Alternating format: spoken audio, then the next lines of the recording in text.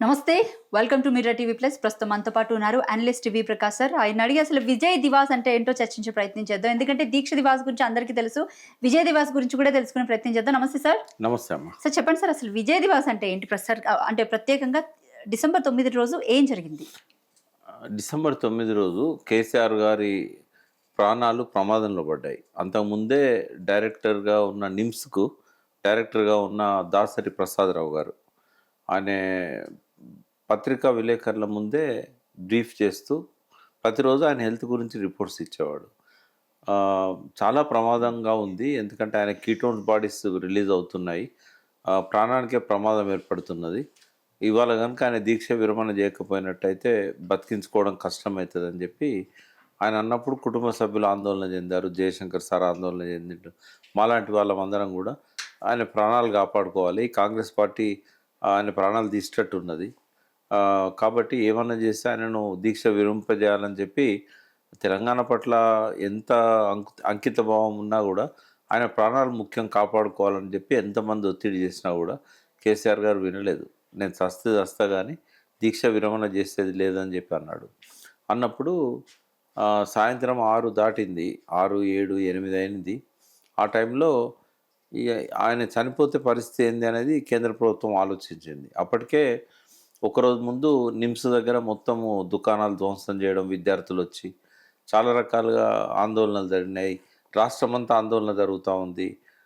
అంతకుముందు 7వ తారీఖు నాడు అఖిలపక్షంలో ఉన్న ముఖ్యమైన పార్టీలన్నీ కూడా తెలంగాణకు అనుకూలంగా స్పందించారు.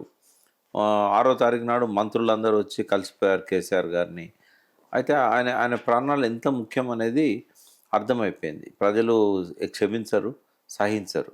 అర్థమైనప్పుడు రాత్రి 11 గంటలకు చిదంబరం గారు కేంద్ర ఆర్థిక మంత్రి, హోంశాఖ మంత్రి జయశంకర్ సార్తో అంతకుముందు మాట్లాడి వారు రూపొందించిన ప్రకటనను హోంశాఖ తరఫున ఆయన చదివి వినిపించారు.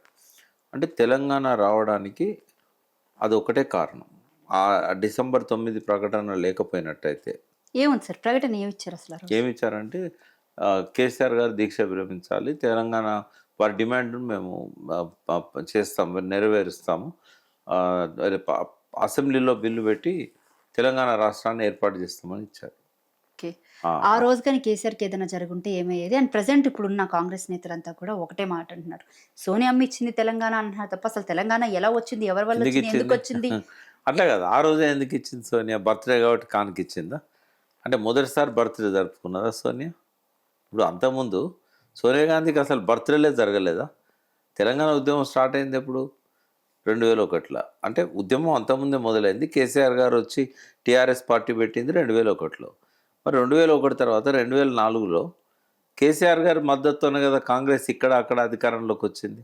అది ఎవరో చెప్పడం కాదు, సోనియా గాంధీ చెప్పింది. మీరు లేకపోతే మేము అధికారంలోకి వచ్చే వాళ్ళమే కాదు, మీరు ఇక్కడ అక్కడ మంత్రి పదవుల్లో ఉండాలని చెప్పిందే సోనియా గాంధీ. మరి ఆ తర్వాత ఎన్నిసార్లు బర్త్డే జరిగినాయి? అప్పుడు కూడా మాట ఇచ్చింది కదా ఎలక్షన్లలో.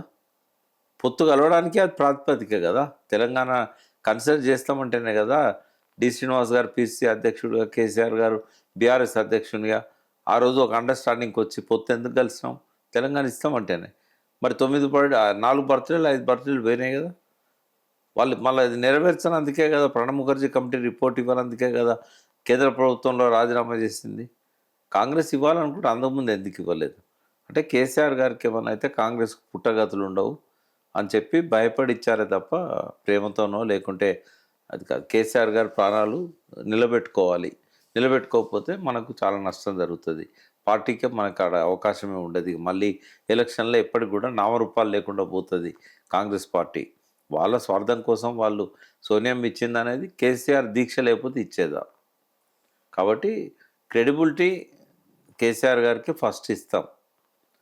సరే, ఇచ్చినందుకు థ్యాంక్స్ చెప్తాం. ఎందుకంటే ఇవాళ ప్రజలు కూడా 2 సార్లు టీఆర్ఎస్కి అధికారం ఇచ్చాం, కాంగ్రెస్ అధికారంలో ఉండి బిల్లు పెట్టింది కాబట్టి తెలంగాణ ఇవ్వడానికి అది ఆ బిల్లే కారణం. కాబట్టి వాళ్ళు ఏ కారణంతో ఇచ్చినా వాళ్ళకు కూడా ఒకసారి అధికారం ఇద్దామని ఇచ్చారు. అదే ఎక్కువైపోయింది. ఎందుకంటే ఇచ్చినాక కూడా తెలిసింది ఏంటంటే కేసీఆర్ గారు మొదటి నుంచి చెప్తున్నప్పుడు తెలంగాణ కాంగ్రెసే నంబర్ 1 విలన్, సమైక్య రాష్ట్రంలో కాంగ్రెసే నంబర్ 1 విలన్, తెలంగాణ వచ్చినాక కూడా నంబర్ 1 విలన్ కాంగ్రెసే. కాబట్టి ఇది తప్పుడు ప్రచారం. సోనియా గాంధీ ఇచ్చింది అంటే, సోనియా గాంధీ ఎందుకు ఇచ్చింది? కేసీఆర్ ప్రాణాలు ప్రమాదంలో ఉన్నాయి కాబట్టి ఇచ్చింది.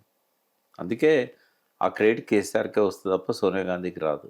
సోనియా గాంధీ ప్లేస్లో ఇంకోరున్నా కూడా ఇవ్వాల్సిందే అది. బర్త్డే అనేది యాదృచ్ఛికం. అది అనుకోకుండా ఆ రోజు బర్త్డే అయింది తప్ప బర్త్డే కానుకగా మేమేం చూడట్లేదు అది. సోనియా గాంధీ విధిలేని పరిస్థితుల్లో తప్పనిసరిగా ఇచ్చింది. దానికి కూడా ఒక కారణం ఉంది. ఏంటంటే 36 పార్టీలను కేసీఆర్ గారు ఒప్పించారు. బీజేపీని కూడా కేసీఆర్ గారు ఒప్పించారు. వాళ్ళేం ప్రేమతో ఇయ్యలే. లాస్ట్ మినిట్లో కూడా అడ్డుపడ్డారు. అడ్డుపడితేనే కిషన్ రెడ్డి నిరాహార దీక్ష చేశాడు. ఎవరి మీద? వాళ్ళ పార్టీ నాయకత్వం మీద. అద్వానీ, మోడీ వీళ్ళంతా చంద్రబాబు ఉచ్చులో పడి అరుణ్ జైట్లీ అడుపులో లేశారు ఇవ్వద్దని. సుష్మా స్వరాజు, వాజ్పేయి గారు అంతకుముందు ఉన్నప్పుడు వీళ్ళంతా కూడా ఏంటంటే ఫేవర్గా ఉంటుంది. మెయిన్గా సుష్మా స్వరాజ్ చాలా గట్టిగా నిలబడ్డది.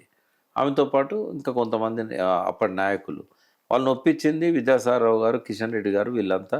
అంతకంటే ముందు నాగపూర్లో ఆర్ఎస్ఎస్ హెడ్ క్వార్టర్ పోయి సుదర్శన్జీ వాళ్ళ చీఫ్గా ఉన్నప్పుడు నరేంద్ర గారు, కేసీఆర్ గారు, జయశంకర్ గారు ఆర్ఎస్ఎస్ హెడ్ క్వార్టర్స్ పోయి ఒప్పిస్తే బీజేపీ సపోర్ట్ చేసింది. ఒక్కొక్క పార్టీని ఒప్పేయడానికి ఎంత కష్టపడ్డారో నాకు తెలుసు. అప్పుడున్న ఎంపీలు వినోద్రావు గారు, ఇట్లా కేసీఆర్ గారితో పాటుగా జయశంకర్ గారు 36 పార్టీల నుంచి లెటర్స్ తెచ్చారు. ఇవన్నీ లేకుండా ఒక్క కాంగ్రెస్ ఇస్తే తెలంగాణ వచ్చిందా? కాబట్టి తప్పుడు ప్రచారం ఇది. కేసీఆర్ గారికి ఆ క్రెడిట్ దక్కుతుంది. ఇవాళ తప్పకుండా సంబరం జరుపుకోవాల్సింది. జూన్ 2 అనేది ఆవిర్భావ దినం. కానీ దానికి కారణం ఏంది? డిసెంబర్ 9. ఈ డిసెంబర్ 9ను పురస్కరించుకొని ఇటు కాంగ్రెస్ పార్టీ నేతలు ఎక్కడ అంటే ఈ విజయ దివాసులు కానీ, దీక్ష దివాసులు కానీ ఎక్కడ ఏది లేకుండా వాళ్ళ విజయోత్సవాలే జరుపుకుంటూ వాళ్ళ పెత్తందారం చూపించుకుంటున్నారు తప్ప ఇట్లాంటి ఒక మంచి రోజుని తెర మీదకి తీసుకురాకుండా చేయడాన్ని అసలు ఏ రకంగా చూస్తారంటే? అంటే ఇప్పుడు వాళ్ళు కనుక డిసెంబర్ 9 నాడు చేసిన ప్రకటన అప్పుడే అమలు చేసి ఉన్నట్టయితే 1400 మంది చనిపోయే వాళ్ళ 1200 మందో 1400 మందో తెలంగాణలో బలిదానాలు జరిగాయి. 1200 మంది బలిదానాలు చేసుకునే వాళ్ళు అప్పుడే ఇవ్వకపోవడం వల్లనే కదా ప్రకటన చేసిండ్రు. ఆంధ్ర వాళ్ళ కృత్రిమ ఉద్యమానికి లోనై దాన్ని వాయిదా వేశారు. ఏదో ఒక రకంగా వాళ్ళ పార్టీ వాళ్ళకు నచ్చ చెప్పుకొని 4 ఏళ్ళు మనమే అధికారంలో ఉంటాము, మీ హైదరాబాద్ లాంటి ఒక అద్భుతమైన సిటీని మీకు డెవలప్ చేసి ఇస్తాము, మీకు ఆ పోలవరం ప్రాజెక్టు కూడా పూర్తి చేసి ఇస్తాము, వాళ్ళ కోరికలను నెరవేర్చున్నట్టయితే, వాళ్ళని ఒప్పించున్నట్టయితే ఇవాళ ఈ దుస్థితి రాకపోగదా వాళ్ళకు కూడా. రెండు రాష్ట్రాల్లో కూడా ఆ పార్టీకి ఒక క్రెడిబిలిటీ ఉండేది కదా. ప్రకటన చేంజ్ చేసింది, 4 ఏళ్ళు పెండింగ్ పెట్టింది. శ్రీకృష్ణ కమిటీ రిపోర్ట్ ఇచ్చినాక కూడా 3 ఏళ్ళు పెండింగ్ ఉన్నది. 2010 డిసెంబర్ 31 నాడు శ్రీకృష్ణ కమిటీ రిపోర్ట్ ఇచ్చింది, 30వ తేదీ నాడు. మరి ఆ తర్వాత 2010 నాడు 2010, 2011, 2012, 2013 3.5 సంవత్సరాలు పెండింగ్ ఎందుకు పెట్టారు? శ్రీకృష్ణ కమిటీ రిపోర్ట్లో ఇది కూడా ప్రతిపాదన ఉంది కదా, తెలంగాణ రాష్ట్రం ఇవ్వాలని. అప్పుడైనా ఇవ్వచ్చు కదా. నాంచి పిల్లలను చావులను కోరుకొని అదివరకు 369 మంది చంపేశారు, తర్వాత 1200 మంది చంపేశారు. అందుకే తెలంగాణకు కాంగ్రెస్ పార్టీకి సరిపడదు. సరే ఒకసారి అవకాశం ఇచ్చారు, మరి ఇవాళ 2 సంవత్సరాలు పూర్తయింది. ఏం ఒరిగింది 2 సంవత్సరాల్లో? అదివరకు ఉన్న పునాది కూడా పగిలిపోతూ ఉంది. మంచి బేస్ క్రియేట్ చేశాడు కేసీఆర్ గారు.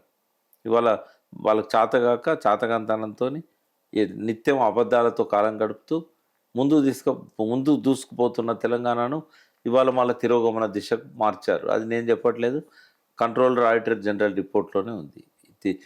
తిరోగమన దిశలో ఉంది అనేది మా ప్రజలకు అర్థం కావాలి అది. Right, thank you sir, thank you so much.